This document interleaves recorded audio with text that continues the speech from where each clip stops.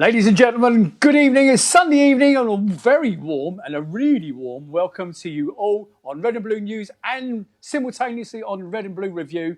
Welcome to what will be a celebration of a wonderful victory yesterday at Old Trafford and a wonderful victory today at Headingley in the cricket. So, although we're going to only just touch on that, I'm delighted to welcome on board, as always, my sidekick, my hero, the bloke with no hair. Okay, Gerald Holyoke. Evening, mate.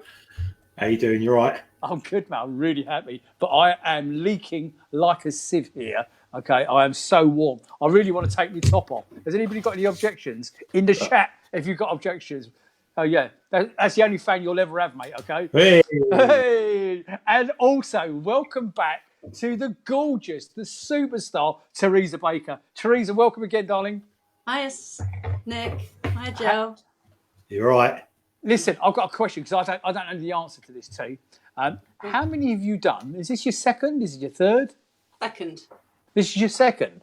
All right. So you lost your virginity. How was it for you? Oh, it was We're just going to gloss over. Just don't even respond, okay? It's just not worth it. Right. Now, I'm trying to refresh the page so I can see everybody in the chat. Oh, we are live. I've got you in the chat. Ladies and gentlemen, obviously, a very warm welcome to you. Thank you for joining us on this Sunday evening, on this bank holiday weekend. So if we only get 2 or 3 people watching us, that's still going to be more than our competition. But it's great to have you on board anyway. We are delighted that you are here. Thank you for giving up your Sunday evenings, wherever you are watching in the world. Yes, this will be a happy show. You're going to see Holyoke. Not only, I think it's the first time in, how many years is it, guys? 29 years since we won at Man United? Well, you're also, that's a rarity. The other big rarity, and you know what's coming, Holyoke, you're going to see him smile. You're going to see him enjoy the show. You're going to see him laughter from him, okay? Don't shake your head at me, okay? It'll be wind. If we wind. Actually, having said that, wind is what I could do within here because it is, I am roasting hot. But us professionals, we will soldier on. So, mate, did you see the game? Yeah, I didn't see it live. Only highlights, I'm afraid. I had to be elsewhere yesterday. But yeah, I mean, just again, a lot of a really good weekend, really good personal sporting weekend for me. We beat the in the rugby, we've done the Irish, and in the cricket we've done the Aussies, and then yesterday we've done Man United, and again, my nephew is a Man United fan, and my son-in-law is staunch Man United. I know he is. And I'll read you a text he sent me. Go on in. Right, Joe, where did he go? I'm going to read you a text, he said, and then he disappeared. Say, where did you watch the game yesterday? Oh, I watched it at home. Did you watch it live? Link. Yes. You did? Yeah, you got a link, don't you? We're not allowed to talk about dodgy links, are we? I don't know where he did. He's back here. Where did you go? I haven't got a clue. Did you just unplug something? No, I didn't. Nothing at all. But anyway, read us this message in. No. I'll find it in a minute. And but what I'm saying is my son-in-law basically he sent me a message. He had about 7 words in this sentence. 6 of them were swear words, and basically they were appropriate or almost exactly the same as what I sent him last week about our players against Sheffield United. Yeah. So we're all the same, really. I mean, he isn't a Plastic United fan. He does go up there. So, evening, Banks. I know you will be watching. But yeah, I mean, just you missed out. You mentioned the rugby, which I've got no interest in. You mentioned the cricket, and well done to Ben Stokes and the England boys. Fantastic result. You mentioned Palace. One you missed out. Most important event. One of the most important events. T, what did he miss out from yesterday? Brighton lost 2-0. There you go. The consummate professional, and Brighton losing as well. Life doesn't get any better, does it? Eh? Not really. Superb. And didn't they have one disallowed on VAR or something? Actually, yes, dunk as well. It was a dunk header. Even better. Listen, I can see all your comments going through on the chat. There's already 54 of you on there.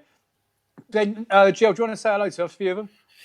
Yeah, right. Okay, so we got Dan Simmons, Simon Cribbing, Graham Kitcher, John Lyons, Ben Allen, Curtis Simon, Paul Streeter, Paul Holden, Lee Lockwood, Terry Kirby, Nigel Croucher, Chris Gunn, Andy Stacey, Paul Beard, Jack Whitehead, Gary Nesbitt, Kim Jordan, Daniel Garlick, Mickey Philpott, Andy Hopper, Carol Saw, Steve Chandler, James Elsey, John Knox, Paul Wyatt, Nick Nack Paddy Whack as well. Nick Gillard's watching. And Nick. Damien Toms, amongst a whole host of other Andy people. Stacey, Paul and Beard, Lee Susan Clark. Main, Jack, you've done. Gary Nesbitt, you've done. Listen, thank you to each and every one of you. You've given up your bank holiday weekend to spend a couple of hours, an hour or so with the three of us, and for that we are very grateful. Right, shall we get straight into the review? What do you think? Okay, so the head-to-head before the game, Man United are unbeaten in 22 league meetings since the 3-0 defeat at Selhurst Park in May 1991, winning 18 and drawing 4. Crystal Palace are winless against United in all 20 Premier League meetings, the most any team has faced in the division without ever earning a victory. Yes, I know we got a point last season. The Eagles, we all know this stat now because you've all heard it a million times. The Eagles last won a league game at Old Trafford in December 1989, courtesy of a brace from Mark Bright. In a 2-1 victory. See, I did that without even moving my lips, everyone. Me and him are on the same wavelength. They failed to score in 11 of their subsequent 12 away league games at United, earning a solitary point, which was obviously last season. Okay, so that sets us up for the game. Okay, we know in the first quarter of the game, they were encamped in our half. It was very hard work.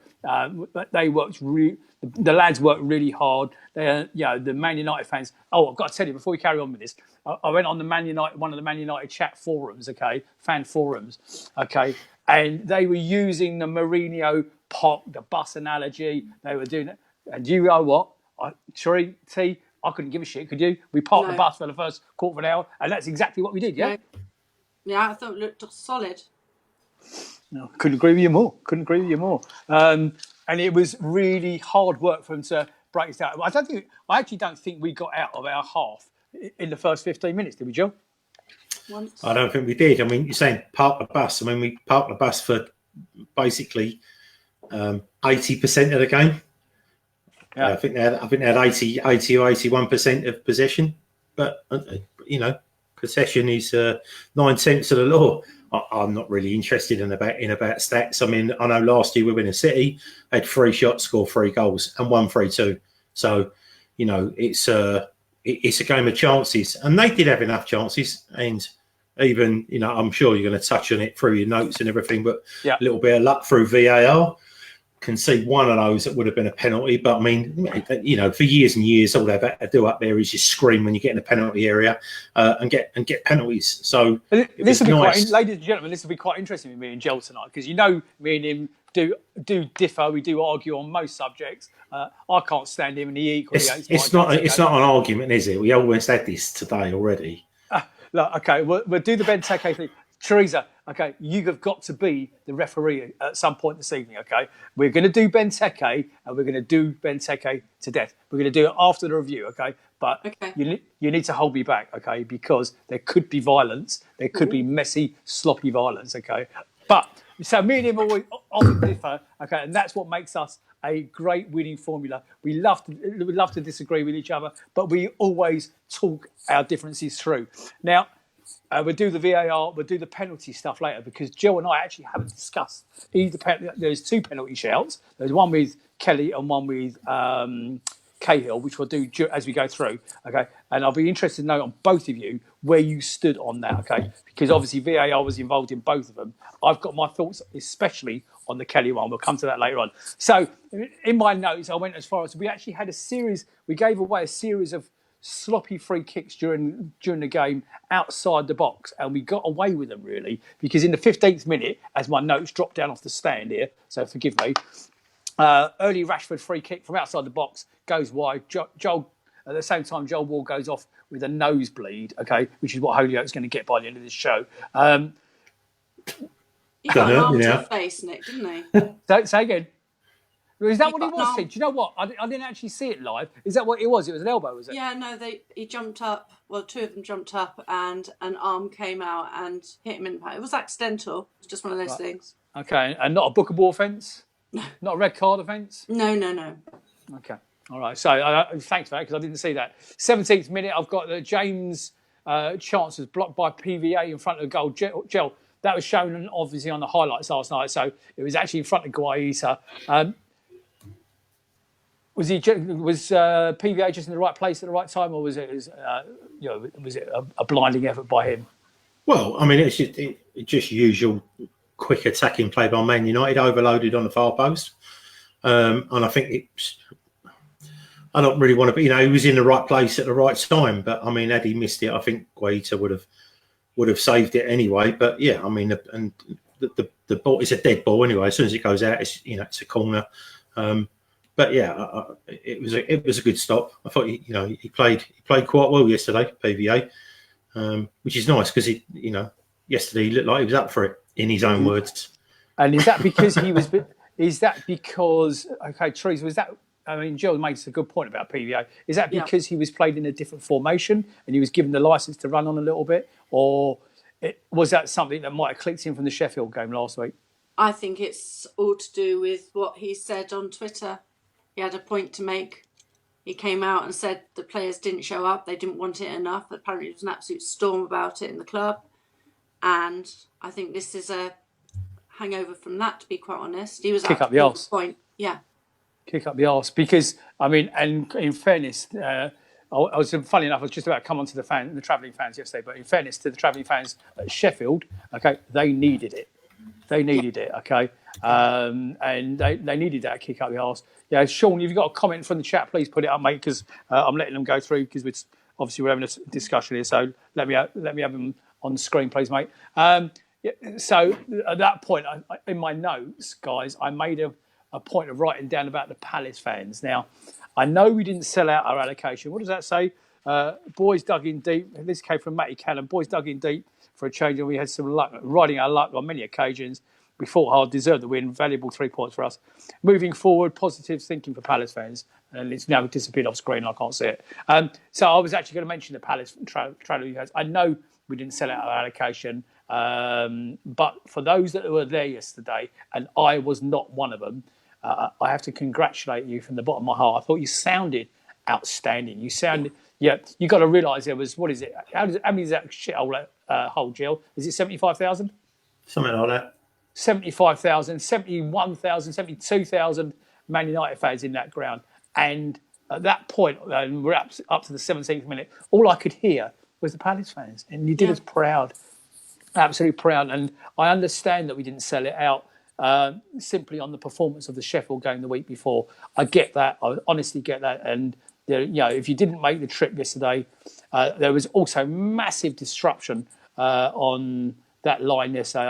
I know all over the bank holiday weekend, they've cancelled loads and loads of trains. So to get train tickets was hard enough anyway. But for those that you make the effort here, absolutely doffing my cap to you. Wonderful effort.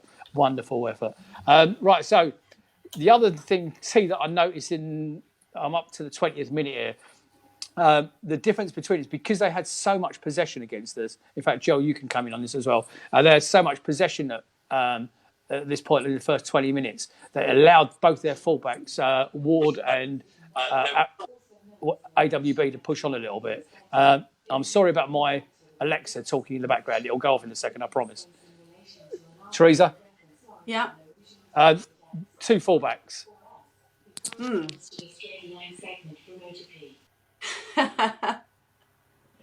That's such an error. We just want to listen to your Alexa, Nick. It's the kind of thing that I do. Massive disruption. Sarah Philpott will actually feature in the outtakes clip. I've got to say that. Well done, love. Thank you. Right, Theresa, we were talking about the 2 fullbacks pushing on, and because they had so much possession. Was that the difference between the 2 sides at that point? Yeah, well, yeah, I think so. I mean, I liked what we did. I liked our formation yesterday. I thought it was tight, but the players seemed to have been given license just to move up just that little bit more, and I think it helped our game. It gave us Yeah. more options. Jill, we haven't spoken yet about the lineup. In fact, perhaps we need to do that. Sean, if you've got the lineup there, pop it up, mate. The massive difference in the lineup. Obviously, we got Cahill coming in. You got COYP coming back. Ayew coming in. So there's 4 changes basically. Was that the main difference between our performance yesterday? The changes. I know you want to talk about the chat as well. Well, firstly, Gary Cahill seems to be a hugely calming influence on PVA. I mean, everyone I've spoken to, I had a good chat with Lee over coffee this morning. Mr. Gilbert, I hope you're well. You should have just chucked that in there as a bit of advertising. Jesus, product placement. And he was saying about you could hear Cahill talking with PVA. I was coming to that. Yeah. Yeah, I mean, he just looked more settled. I think we look more organised. It certainly seems that there's going to be a selection problem for Roy when all of our centre backs are fit. But for once, it will be a nice selection problem. I mean, of all the people that turn around and said, yeah, we're going to give this guy £7.5 million over the next 2 years. Again, someone else who wasn't sort of going mad about it. I was one of the people that we said goodbye. I know I thought it was a goodbye, but the guy's won the European Cup. The guy's won almost everything that you can win in the game. With Chelsea and that, he has a wealth of experience and he has a wealth of big game experience. So yeah, again, fantastic addition to the side.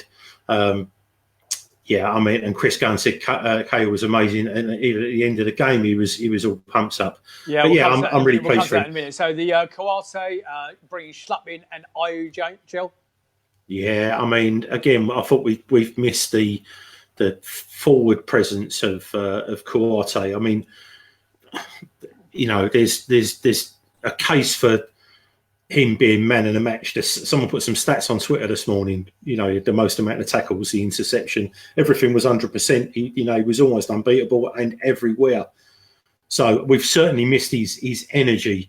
And again, going back to what other people have said in the past, I do believe that as he gets that little bit older, that he can go backwards. Even if he does end up at the back for us.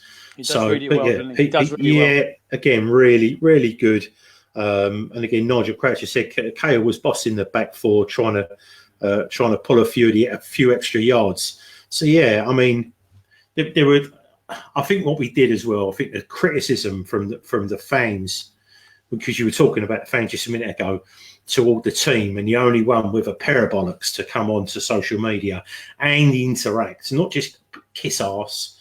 And say, we're really sorry, blah, blah, blah. And, he came on and said what he said, took all the crap off the fans. And then, it had, I say potentially, he had a very good game yesterday, in fits and starts for the time. But the thing with PVA, and again, the same as Schlupp, and what used to happen to Ward was when they got forward, you saw a different angle of their game. We're set up so defensively that PVA doesn't get a chance to shoot. And we know that when he's in one-on-one, that his percentages are pretty decent in front of goal.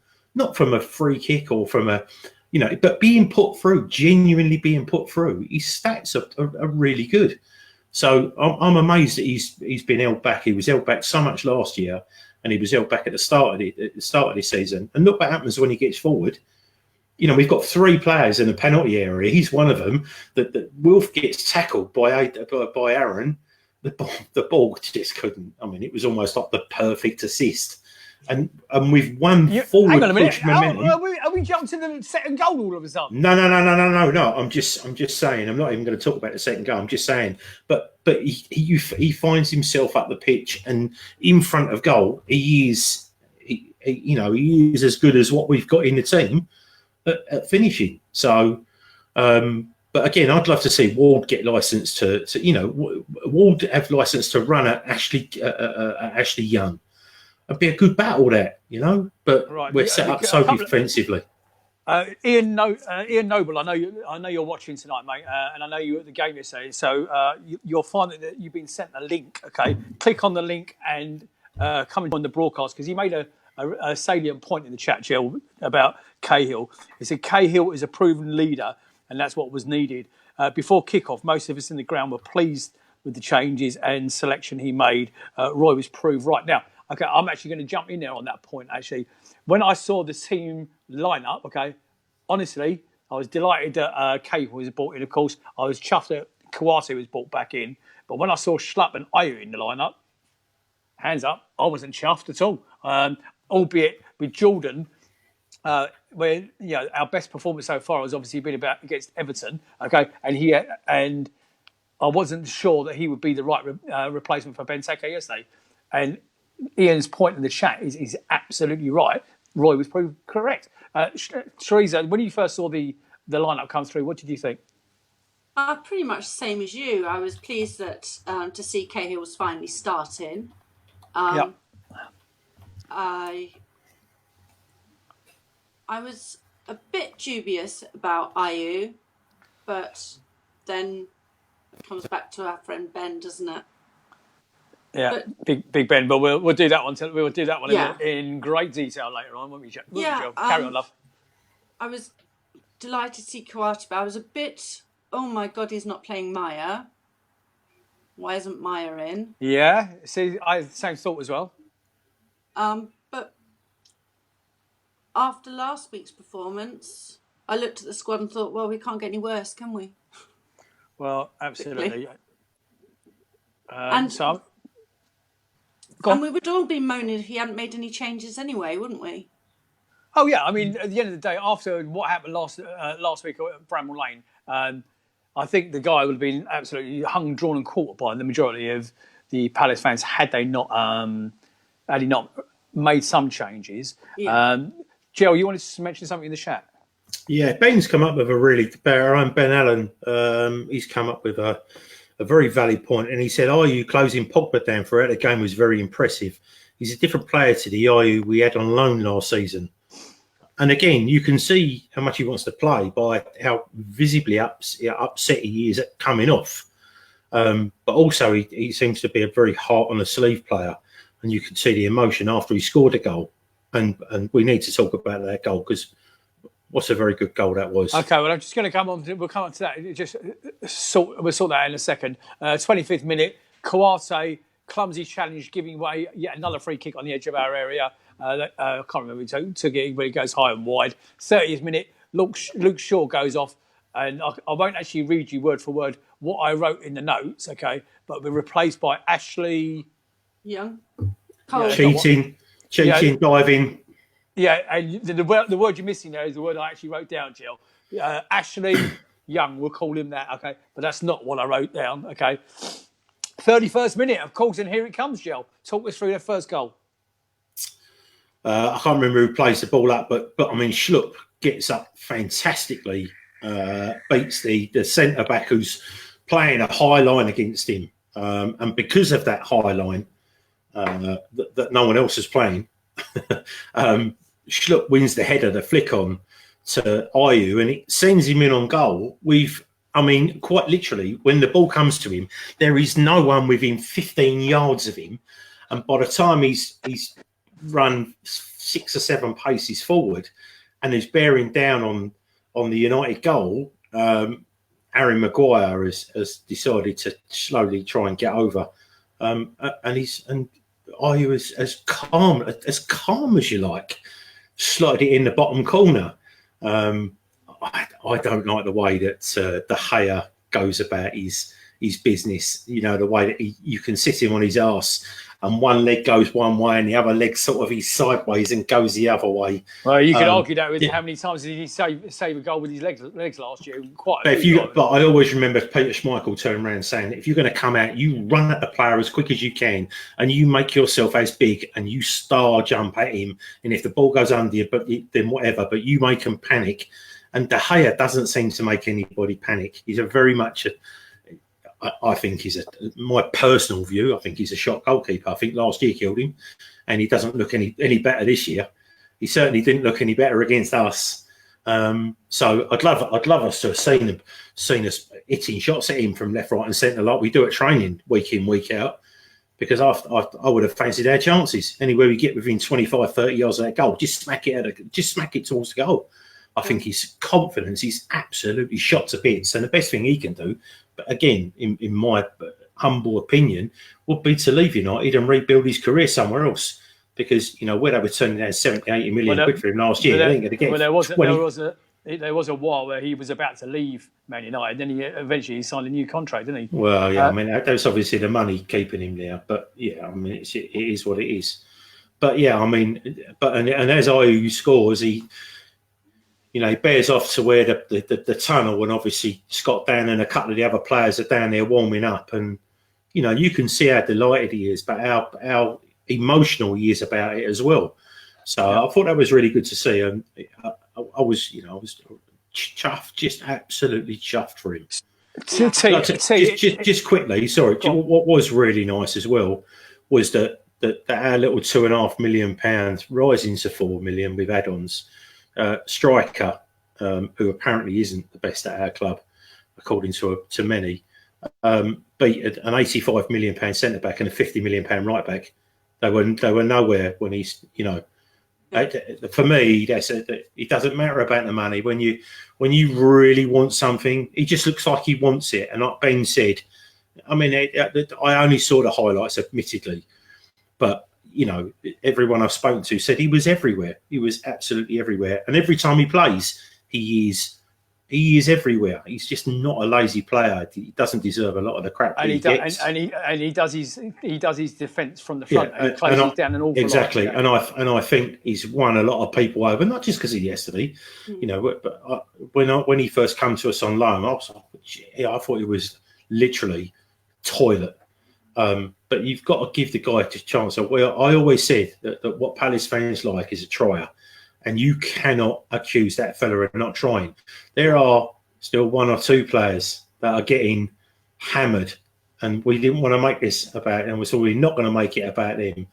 But, if every player on that pitch, every single one of them, not just a few of them, had run about and had the effort like he did yesterday, then it might have been a tiny bit more possession and a little bit, more comfortable than 80% possession. Well, I've got a comment from the chat. Our very own Greg Ellis, mate. I hope you're well. I hope the family's well. He makes a good point. He says, whilst Ayew didn't set the world alight last season, probably an understatement, he genuinely looks as though he wants to play for Palace. See, in my notes, I actually put for the 31st minute goal, route one kick from Guaita.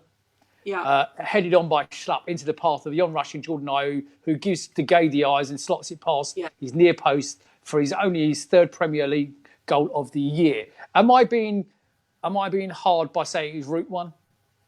No, I don't think so. I didn't realise Ayew was as fast as he is. Yeah. No, I think it's Harry Maguire is actually really slow.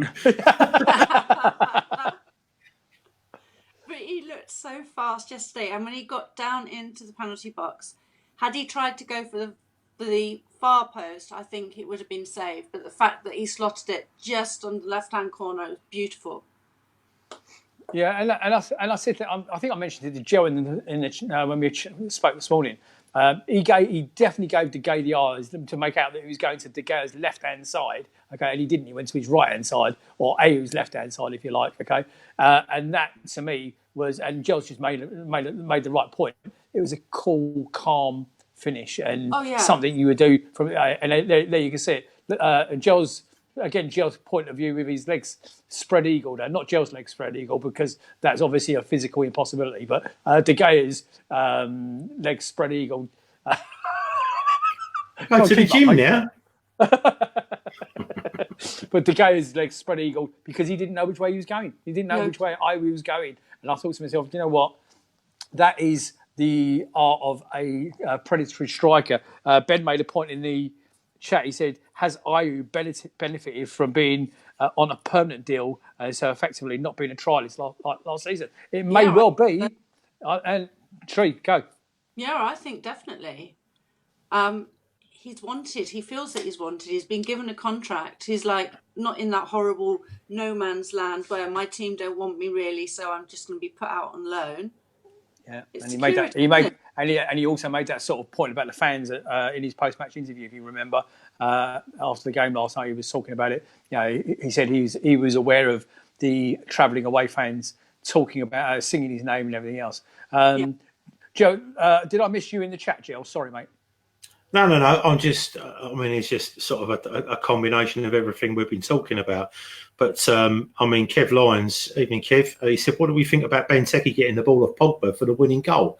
Well, we'll come into that. Pogba was. Well, no, we will do. But I just want to get to something else before. But Pogba was instrumental on a few things, really. I mean, he won the ball off of Wilf for their equaliser. So you know, he wins the ball, and they get the equaliser, he loses the ball, and it costs them the game. So the fine margins of a £350,000 a week footballer are just that, fine margins. So you're either a hero or you're a villain. And according to my son-in-law, he's an effing villain. So, well, again, reading the messages in the Man United forums, okay, they think he had an absolutely appalling game yesterday. Villain and hero both in the same game for exactly the points you just made. Let's just carry on with the first half and finish off the first half, because we will be coming back to Pogba and we will definitely be covering off the Benteke thing as I'm getting buzzed by a midgie. Okay, so on the 37th minute, we had a chance to extend our lead. Zaha had a chance to extend our lead. 3 players getting in each other's way in the box. Should Zaha have scored, Joe? Yes. But, you know... Could Kouyaté have done better? But everyone can do better. It's why we don't have players on £350,000 a week or £450,000 a week, players that don't even get in the squad. You know, a la Sanchez. Listen, we can cane the players for missing, and let's say miss, like the sitter of all sitters, like some of our players do, then, you know, they are playing for us for a reason and not at the biggest clubs in the world. So, but yeah, I mean... I don't know. We can go after but you know, we can criticise all the time. No, exactly. So, but yeah. So we had that chance. Okay, right. Biggest talking point really of the first half. 41st minute, Cahill receives a yellow card. I thought he was going to go off. I thought he was off. My question to you was going to be: was he lucky not to see red? And ladies and gentlemen in the chat, I would like your opinion. Red or yellow? That's all you need to answer in the chat. Red or yellow on Cahill on the first half? By the laws of the game, he brought down the last man or the first. Well, wasn't there another player coming in from the other side? Somebody coming in from the wing, but effectively, he was last took man one for the team, didn't he? Yeah, I've seen that mentioned a couple of times on social media today. Joel, would it, if he got okay? Let's do it another way. A little bit. He was a bit Klinsmann, wasn't it? I think had he not gone down so theatrically. I mean, he did what what was it? Salah did. You remember when Salah was playing through an AWB? So he caught up with him, didn't he? And then Salah clipped in, but all of a sudden he looked like his legs come forward, like he was trying to slip on his backside. He pulled him forward. Watch how he flings himself, and I think that's the reason why he'd also put the ball slightly wider. If he'd gone straight in on goal, I think you probably would have seen a different outcome. But I think there were lenient, Joe, to be honest. What they say? But the thing is, I think what it is, they're afraid now of. I think the referees back in the day, I have no doubt this time last year that would have been a red card. I have no doubt as well that the Kelly one would have been maybe. Okay, that definitely would have been a penalty for me. Yes, it was. But anyway, but it is difficult because I think the referees, what VAR has done now is put massive pressure on the referees for me. So, you know, I don't know. You win some, you lose some. See, I mentioned in the chat, yellow or red. What are they saying in the chat? I can't see it at the moment. My Facebook isn't muted. So let me have a look. Okay. All right, let me have a look for it. Let's see if I can find it. I can only see some of them, he says. But I think the majority of them are saying yellow.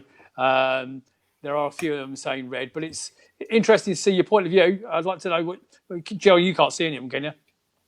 No, I'm just getting my power lead in my phone. I'll be back in there in a second. Kel's saying yellow. Hello, Kel. Sorry, I had to put up coffee with him this morning. The next time I'll come over with you. Ian Noble saying Cahill was fortunate to stay on. We rode our luck. I'm trying to see. I can't. Chris Gunn is saying yellow, and that's all. Sorry, Chris Gunn saying red, and that's all the ones I can see. Chris White has turned around and said it was never a red card. It was a yellow. Yellow was a correct decision. Lee Gilbert said he thinks VAR is killing the game. But yeah, and Chris Gunn says red. So we've got, everyone sees it from a different point of view. Yeah. But we've got two of our own fans. One sees it as a red, one sees it as a yellow. I would like and then Dan, go on, mate. Our own Dan Simmons says to Lee. So yeah, he disagrees. He said it goes by the letter of the law. But what can you do? So, well, I just want to pick up on something that Chris White asked me in the chat a few minutes ago, and we were talking, and I went past it. He said, "Any idea what has happened to Camarasa?" Now, there, my man, is a very interesting question because I don't understand. I know he travelled with the squad for the Sheffield game. I don't know that he travelled yesterday or not, but there's something clearly not right. He was injured. Or maybe not. He got injured playing for the under-23s, didn't he? No. Yes, he did. But he got injured in the first half of the under-23s game, but came back on for the second half and finished the game. So it's not that, because he definitely travelled after that to Sheffield, to Bramall Lane last weekend. I don't know whether he travelled yesterday or not. Very interesting. Chris Gunn said he's injured as well. So. Okay, well, interesting. Okay, well, so Pogba took 42nd minute. Pogba takes another free kick. And I thought it was in from the outside of the box and it sailed straight over the bar, but it was a good free kick. The referee added on 5 minutes of first half, Fergie time. They batted away, but nothing happened. So that's the end of the first half. I have got a point to make, okay? I'm hoping at some point somebody could forward this on to the BBC, especially the Match of the Day preview team, because I have a special message for one of you, okay? Mr. fucking Lawrenson, pay attention because I'm talking to you. Okay. Oh, yes, Mr. Lawrenson. You were saying we are known as Crystal Palace nil, you cock. Okay. Because at that point, we went in at Old Trafford 1-0 up. I've got something for you for the rest of your weekend. Take that, pal. Okay. And as for you, you jugged idiot on Match of the Day, you gave Palace no credit. All you could do is come up with how badly Man United played instead of how giving Palace credit for the way they played. So you jugged swat. Enjoy your life, okay? Anyway, we'll move on to the second half. So not an awful lot happened in the first few minutes of the second half. Right, Kelly foul on Pogba. Okay, I've got my own thoughts, and I'm going to ask you both your thoughts. Okay, this is the pull down, if you like, in or outside the box, is to be discussed. Okay, my initial thought was it wasn't a penalty because the initial challenge happened outside the box. Am I right or am I wrong, Jill? I don't. Do you know what? They're so clever and they get so good at going down that the merest tug, the merest arm across, they're just taught to go down. Again, I just want to go back to one little point that someone just put in here. Ian Hadley has made a great observation here. He said, "Good, Ian. We get some luck and people moan." It's so true. So 3 or 4 bits of luck that we needed, and we're sort of people are moaning about it, but it is what it is. I thought there were one the Kelly on Martial. I thought was the most obvious for me. I don't think it was on. It was nothing on Pogba. Was it Martial? I thought it was Martial. But I've definitely I've definitely written down Pogba, but you may. In fact, do you know what? I think it was Martial as well. And I'm talking about the shoulders where he's got his hands over the top. Yeah, that's it. So it's Martial. The initial part of the challenge was outside the box, was it not? Well, yeah, but I mean, it carried on inside, so it was. It was and it wasn't. And again, I think the days of being able to throw yourself on the floor now, they're just gone. They're just gone now because I think the Daniel James, even though he did get sort of kicked, he got a yellow for diving. He's getting a bit of a reputation for diving. So, but yeah, I mean, do you know what? It could have been given. That could have been last year. It would have been a penalty. This year, it ain't a penalty. And the thing is, VAR has looked at it as well. So it is what it is. Okay, so Matty Cannon says it started outside the box. The foul started outside the box, so he's agreeing with me. Lee Gilbert saying goals on Sunday on Sky. Nick gave CPFC no credit. Oh, they gave CPFC no credit either. It was all about Man United getting harsh decisions against them. Paul Holden says, I do love a Nick rant, okay. Andy Hopper's asking me, am I going for a job with the BBC? Stuff the BBC. I wouldn't piss on them if they were on fire, okay. Mickey Philpott says you need to watch your blood pressure, Nick. Okay, Mickey Philpott, you left something in my house. Hang on, I'm just going to get it out of my pocket. Hold on. Hey. Oh, there it is. Hey. Matthew Lucas said, Rashford missed a penalty. It's disgusting that he got racially abused as a result. Sorry, I missed that, Jill. Say that again, mate, please. So Matthew Luca has turned around and said, Rashford missed the penalty. It's disgusting and disgraceful that he got racially abused as a result. And some of the, I've seen loads of it in the social media, people posting it to make people aware, but also so that these people do get taken away from social media. He said, anyway, well, hang on a second. He said, anyway, I'm happy we won. Cahill is a much better centre-back than Dan. Pretty much a given, and Ayew deserves a run of games, which he is getting. He is going to get. I mean, he's had the best part of 2 in 3. So, but now he is a signed on player. I think you'll find that he will play loads more. So okay, 2 things on that point. Okay, and Theresa, I will come to you in a second. I promise you. Okay, the point about Cahill centre back. Okay. I'm gonna offer you blokes out there something to make you go all horny and hard, okay, and girls a little bit sexy, okay. Can you imagine? Picture the scene. I've got it coming for you. Imagine football porn coming your way.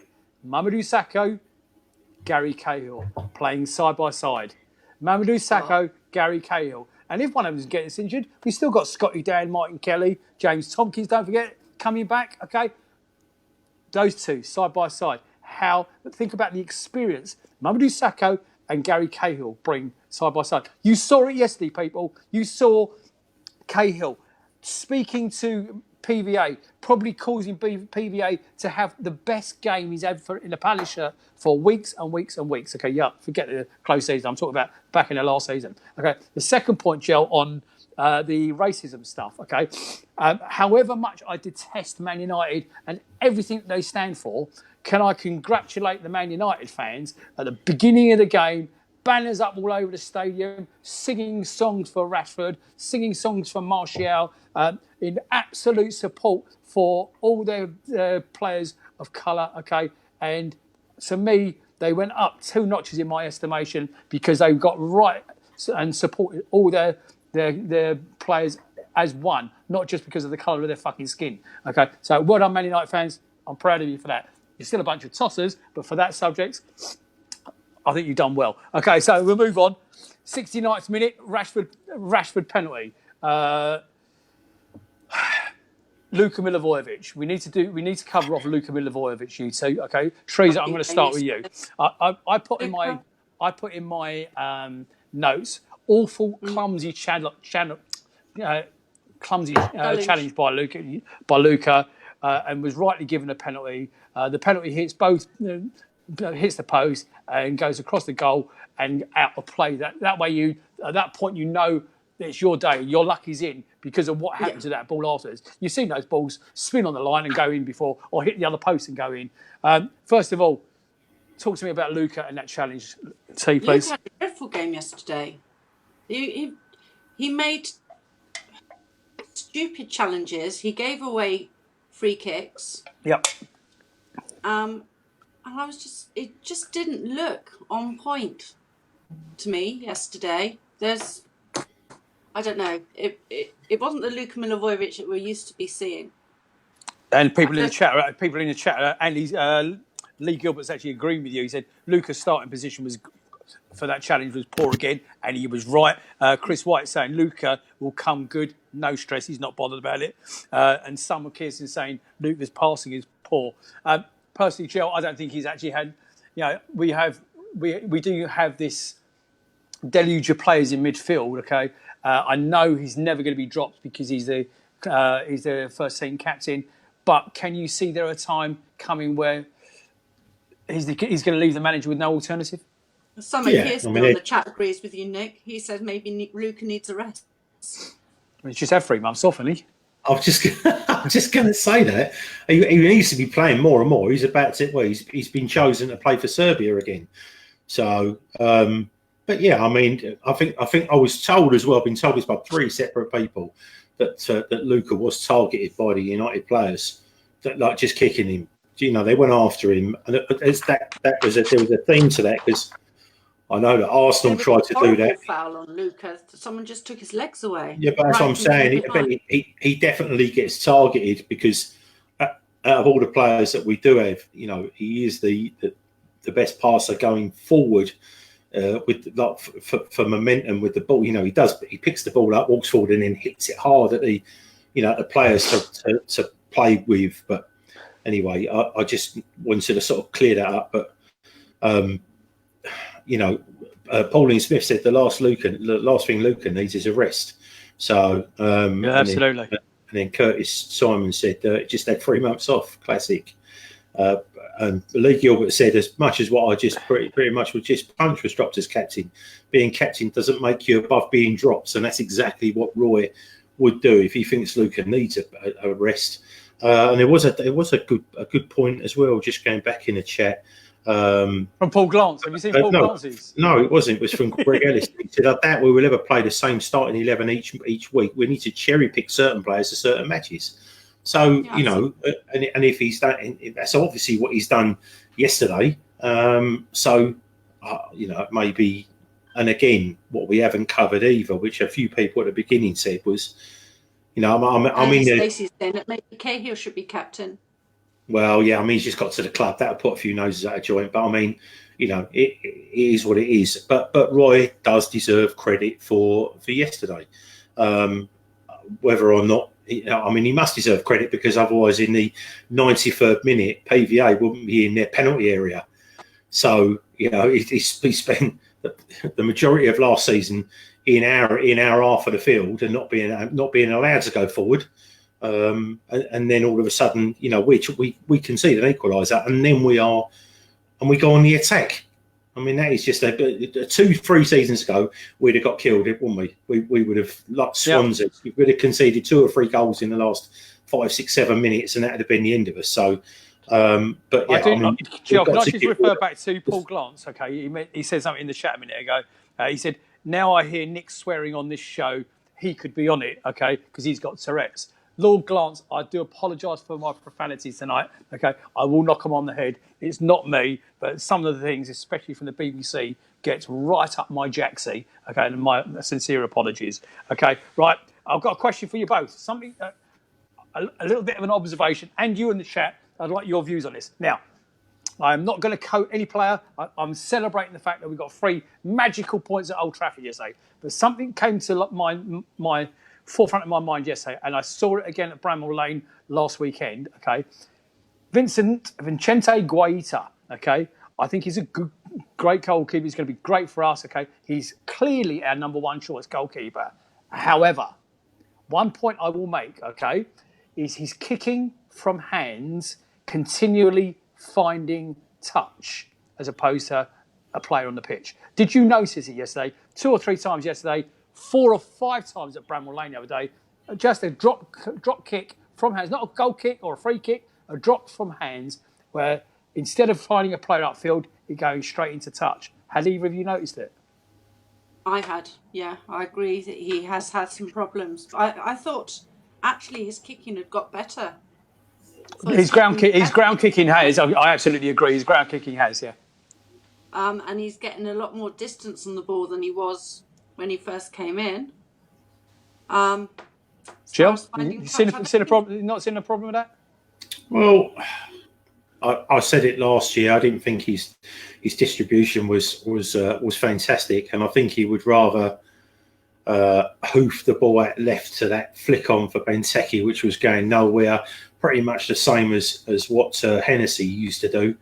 But yeah, until our fullbacks learn that, you know, the really old schoolboy way of football was when we were kids.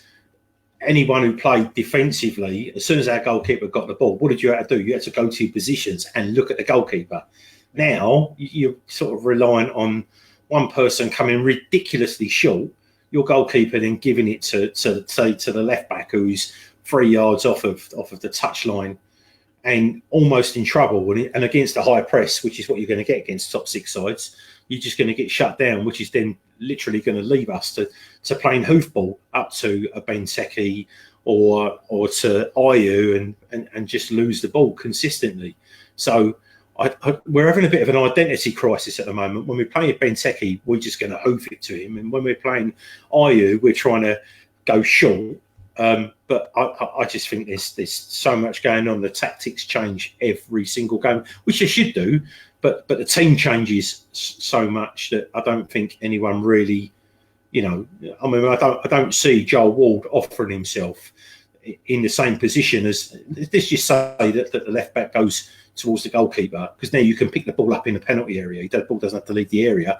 I don't see Ward coming back. I don't see the two centre backs coming back if we're playing 4-4-1-1, 4-4-2. I don't see him being given four options. And then even when he does, I don't see the four players in front of those four defenders giving him any options.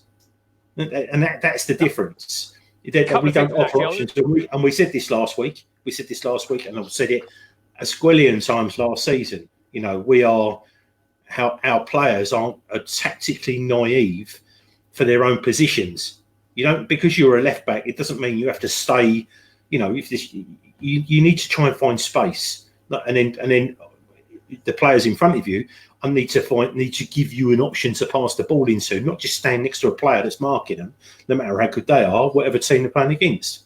So, you know, it is difficult. But I mean, you know, if Guaita just hoofs it up the left-hand side and hopes for someone to flick it on to nobody else up front, then he's going to get hammered. And if he throws it short to a left back that's then swarmed by two or three players from their forward line midfield, and that's a fair point. And so it leaves him literally with either two options or three options. He's going to lose it, kick it out for a throw on, or they're going to get possession. I need to pick up on a couple of things. They're going to hoof it.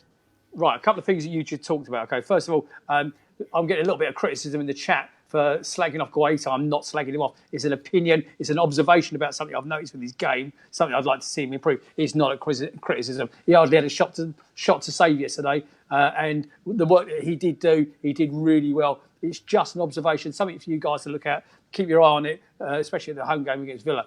The other thing you mentioned a bit earlier, Jill, during that last stint, was you were talking about when you used to play football as a kid. Don't forget, in those days, you had long baggy trousers, okay? You had big leather footballs, big leather footballs, cow-ass footballs, okay? And everything was in fucking black and white anyway, so it doesn't make any difference about it when you play football, does it? So moving on. Right, so Benteke comes on the 73rd minute for Jordan. Jordan looked very disappointed. 79th minute, Townsend came on for Schlupp. A little bit of concern with both of those substitutions, if you like, because, see, in my mind, they were two of the better players, okay, on the pitch, and they both got taken off. The manager in his post-match conference said that both of them were tiring a little bit. Was he? I don't think Ayew was, personally. Schlupp, I thought, was tiring a little. I could see why he took Schlupp off. Right. But I didn't think Ayew was, and I thought Ayew looked absolutely gutted seeing his name up on that board. Yeah, and also then in the 83rd minute, Kouyaté came on for James McArthur, which I sort of understand because that was his first outing since the ACON, African Cup of Nations. So that was the thing. At this point, I was concerned that actually taking off our three better players. Jill, do you have any worries at that stage, or do you think it's the right thing? No, I agree with Simon Cribbin. He just said we need fresh legs. That's the thing. Listen, when we don't use our substitutes, Roy gets criticised, and then when we do use them, you know, it's he's on a bit of a hiding to nothing. So, but yeah, I mean, we need to mix it up. We need to get used to mixing it up. And to be honest with you, it wouldn't have bothered me if we'd have done it earlier. I like early substitutions, I do, because it's not desperate for the last 5 to 8 minutes, which is generally what we do. Or you just tell them, oh, well, you know, 65, 70 minutes, go on and we'll go out there and rip them a new one. Yeah. You know, like it's just so you're on a hiding to nothing really. But I mean, Jordan run his nuts off, and again, we're earlier on in the season. I listened to some stuff on the radio in the week about the older back in the days when, you know, Arsenal and Bob Page at Liverpool and that, when they said that they never worried, and going right the way back to Shankly, they never worried about the first 10, 12 games of the season. It was all about getting their fitness, you know. So it seems different now, though, isn't it? Different now. Yeah, but you're saying that when players get injured, you know, for me, I'm amazed that they need 5, 6, 7, 8 games to come back and get into it, when they shouldn't be. You know, they should be fit all the time. They get paid enough money to be let's fit. Let's move on to the last 10 minutes. That youngster, James, who I think really and truly was unlucky to get booked, scored an excellent and took his opportunity really well for Man United. On the 89th minute, Zaha had a chance to steal it. Should he have put that away, Joe? In the 89th minute? Yeah, the last minute before we scored. I didn't see that. You'll have to go to Theresa for that. Was that when all three of them were in the penalty? No. So anyway, I'm conscious of the time. It's already 3 minutes to 9, and we haven't done anything from the chat.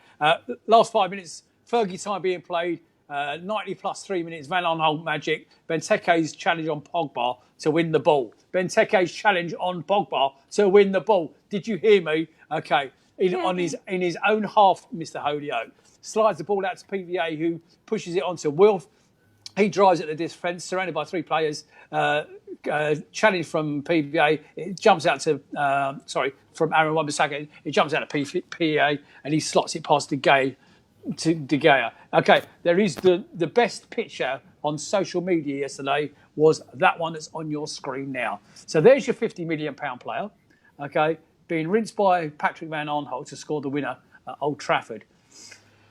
Joe, go for it. The winner with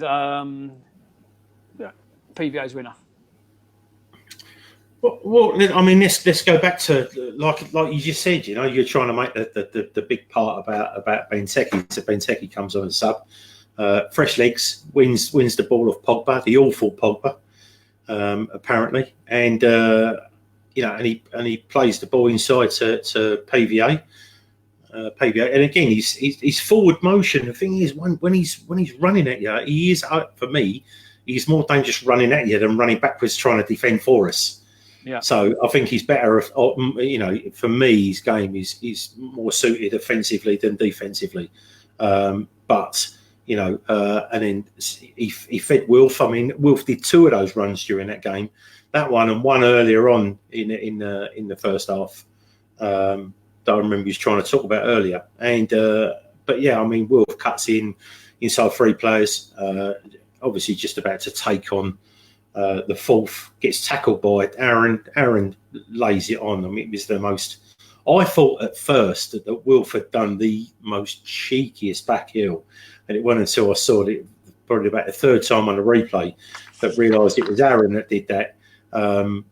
PVA pushes it forward once. He is clean through with no one to get near him, and smashes the ball sort of at and under a hapless De Gea.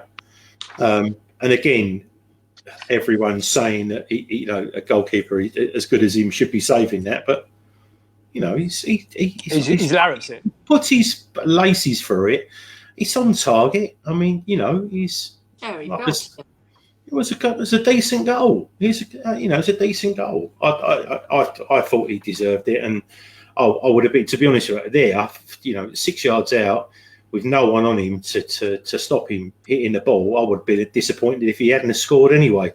So many times that we've had those, you know, those chances and they've not been taken.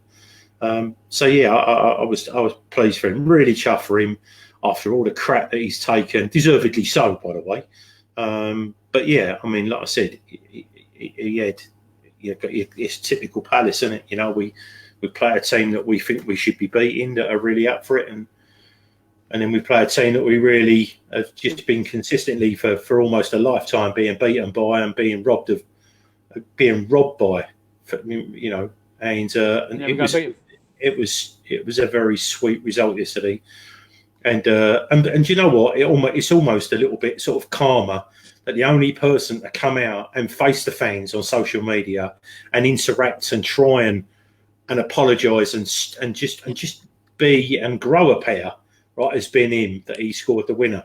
It almost seems like it was meant to be. So okay, I haven't forgotten the caption competition, folks. Okay, I will get Theresa, who hasn't had a chance to have a look at them yet, to pick a winner on the caption competition sometime tomorrow, and we'll let you know in the chat. So you can see the picture on screen. Luca hugging PVA. Anything you wanted to add on that last goal before I wrap up the game? T? Terry Tibbs, Terry Lee. Oh, Terry Tibbs Lockwood, yeah, makes a really, really good point on the chat. He said that last few minutes gave me a reminder of how we never used to give up until the final whistle. I've missed those days. Yeah, good point, mate. Good point. Okay, so Crystal Palace's manager Roy Hodgson hailed the heroic victory after his side stunned Man United with an injury time winner to record their first victory at Old Trafford since 1989. Fullback Patrick Van Aanholt netted in the 93rd minute, thumping the ball in as it broke loose from Wilfried Zaha breaking loose. Hodgson said it was hard work and the players showed incredible concentration and tactics we're trying to employ. We kept Manchester United in front of us for long periods of time. Well, you would do with so many people behind the ball, and I, for one, are made up with it. Absolutely made up with it. Right, we want to move on to... Joel's got a couple of bits and pieces he wants to run on with you. First, but while Joel's doing his bits and pieces, okay, I would like to talk about man of the matches, okay? Folks out there, please, your thoughts on man of the match yesterday, put them in the chat. We'll read them out in a minute. I'd like to know who you thought was man of the match. Guys, before we hand over to Joel, talk about his bits, what did you think of... I can't remember what I was going to ask you. What was I going to ask you? What we coming? Oh, sorry. Next week's team news. What changes would you make for next week's team against Aston Villa? Anything? Jill? He'll change. You know, he'll change. He'll change it. But let's see what they say in the chat. Anyway, so I just got 2 or 3 bits and pieces that I'd like to. I was going to do this at the beginning, but we're sort of fitting it in as we go along.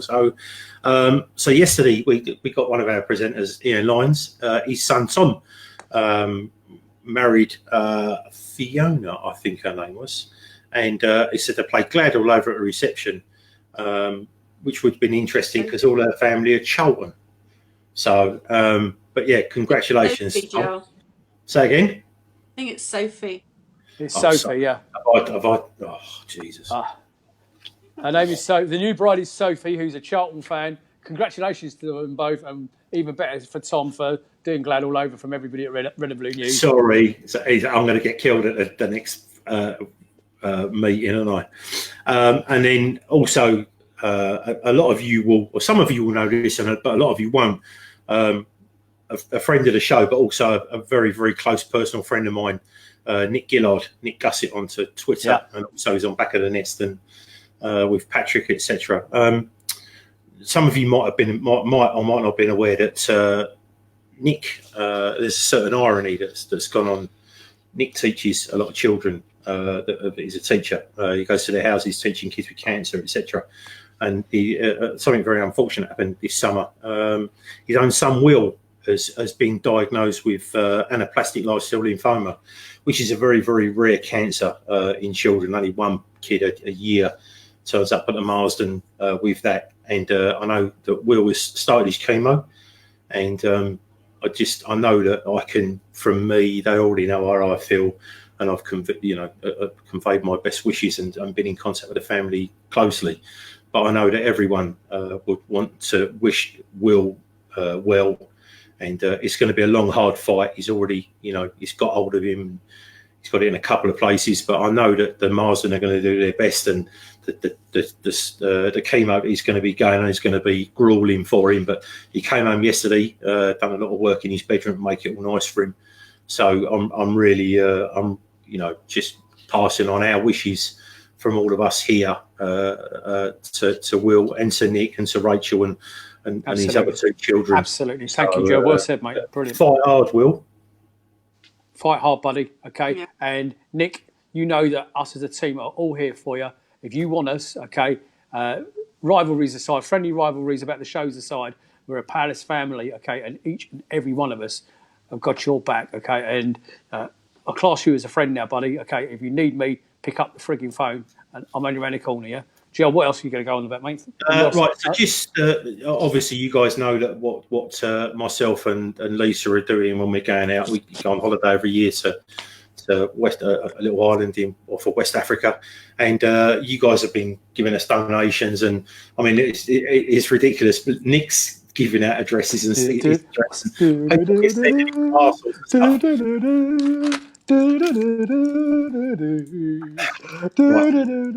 Sorry. And you can see again, this is so we've got about 2,000 coloured pencils. We've got about 3,000 coloured pencils. We've got about 2,000 HP2s. We've got nearly 100 little notebooks. These are tiny little books, but they've got 100 pages lined each side, and they've got the metal spines, so they're not going to come unglued in the sun.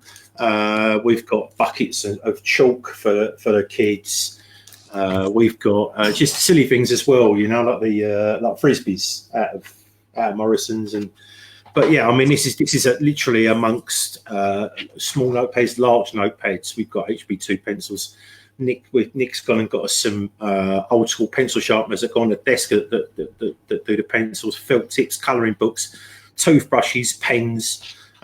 Teacher stationery, highlighters, hole punch, stapler, kids' clothes, shoes, female sanitary products, footballs off of Carl, Palace shirts off of you guys. Mr. Men reading books. When I bought 100 little tiny books the other day. I mean, when we go out there, what we're doing now is, I know some of you guys want to start still give us bits and pieces, but I really have now. We're up to 100 kilos. And we can't take any more stuff, otherwise we literally won't be able to take our own clothes. And it's in the thousands of pounds to ship the stuff out there. Otherwise, I would have done it.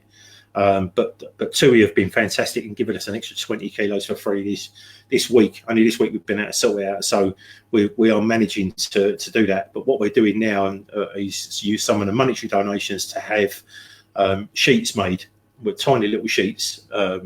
For the kindergarten, the kindergartens have kids from 3 months to 6 years old, and they sleep on a rubberized washable mat.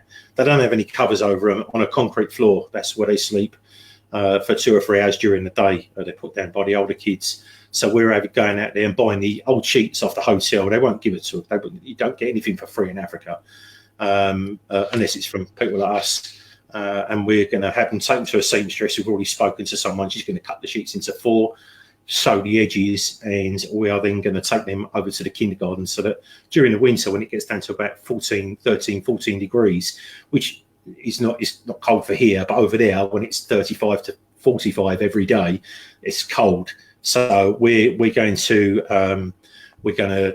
have a load of sheets made up over there. So if anyone wants to help still, the sort code and account number for Red and Blue News is up on our site somewhere. I'll get the guys to put it back up, and you can donate anything you want to. It would really help, and it really will help. And we've got some other bits and pieces that I'm not going to tell you about. I know Nick really wants to show you, but we're not going to tell you about.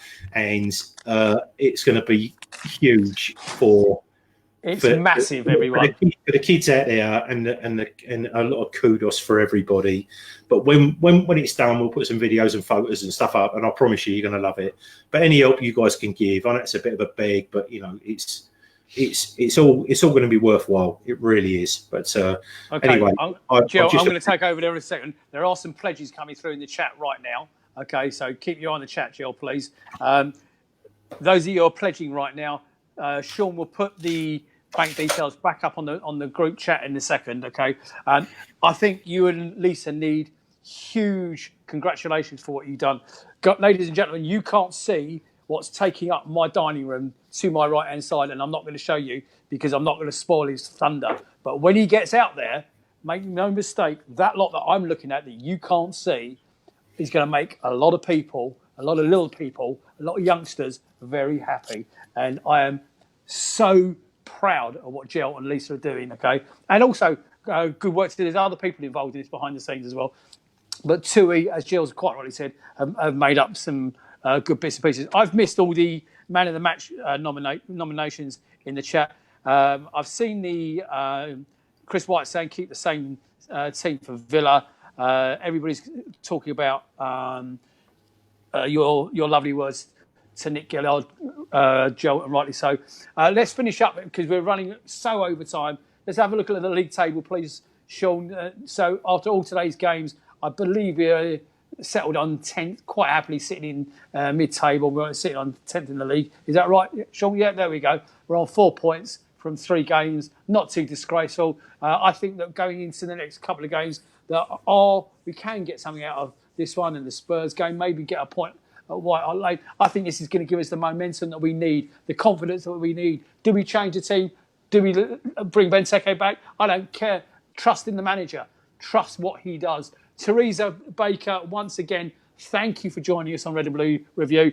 You're welcome. You're going to promise you're going to come back and see us again soon, yeah? Yeah. Please. You come back during the season, yeah? Yeah. We're going to call it a day there. Joe, any last thoughts from you? No. I'm just pleased that we've managed to lay a hoodoo for many people, including us, because like I say, the older ones of us remember the last time we won there. But yeah, it's been a good weekend for Palace. It's been a good weekend for British sport, and I'm just glad that we're enjoying the rest of this weekend and bank holiday instead of going back into the social media side, which we are always on, and it's just in a complete meltdown and everyone coating each other and like I said, I know we all love Palace and it drives us to distractions, but there are a lot of terrible things happening out there, and we shouldn't worry ourselves unduly too much. But enjoy it. 4 points we got after 3 games. Win, lose, draw, and we'd have died for this. The last few years to have that start. Yeah, absolutely. Listen, folks, every single one of you out there in Red and Blue Review land, I will be looking at all your comments after the show. Thank you for each and every one of your comments. This show is nothing without you. This is what we do. We give up our Sunday nights for you to come and join in our homes, and we love every single comment. I promise you, we will read up. Okay. On behalf of everybody on Red and Blue Review, we will do a panel player prediction sometime this week. Won't be Ben Allen? Okay, probably on Thursday. We'll put that out for the weekend, and I'll see you at Sellers Park. There's some of you want to give me some donations at Sellers Park. I will be there, but I won't be there till about 2 o'clock on Saturday, but because I'm working Saturday morning. On behalf of everybody, when's the coaches game? I forgot the coaches game. Tuesday. I will also be at the Cultures game on Tuesday. So if anybody wants to give me anything towards Jill's little adventure, please let me know. Just get in touch with me, send me a message, and I'll arrange to meet you somewhere. So there's the Cultures game and the Villa game. Red and Blue News loves you all. On behalf of myself and Jill Holyoke, good night all. Thank you for watching. Take care. Bye-bye. Good night.